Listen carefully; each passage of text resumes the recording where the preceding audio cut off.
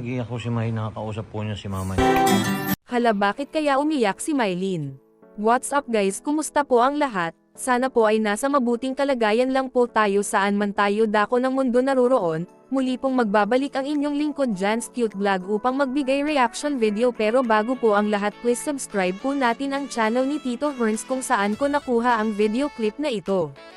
Nag-alala si Mylene sa binalita ng kanyang ina na nahilo o nahimatay ang kanyang ama, kaya umiyak na lamang ito, pero kalaonan masaya din noong nalaman na okay na ang kanyang ama, ngunit medyo nanhihina pa daw umano ito pero nagpunta pa rin sa kanyang trabaho.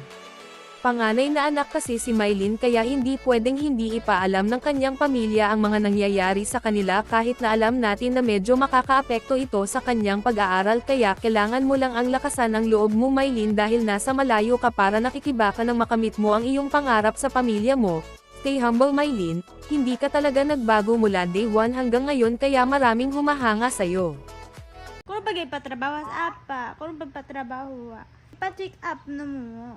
Doon nga si kasakit niya pa kung Hindi ako si May, nakakausap po niya si mama niya. O ano, papa, ano nangyari sa papa mo?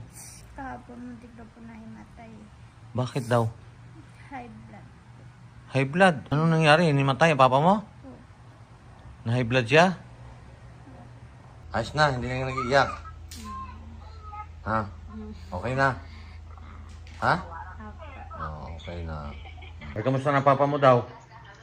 Hinang-hihina pa daw po, tapos nasa trabaho. Sa trabaho pa rin, dapat nagpahinga muna. Sabi ko nga po kay mami, dapat pinahinga. Peace.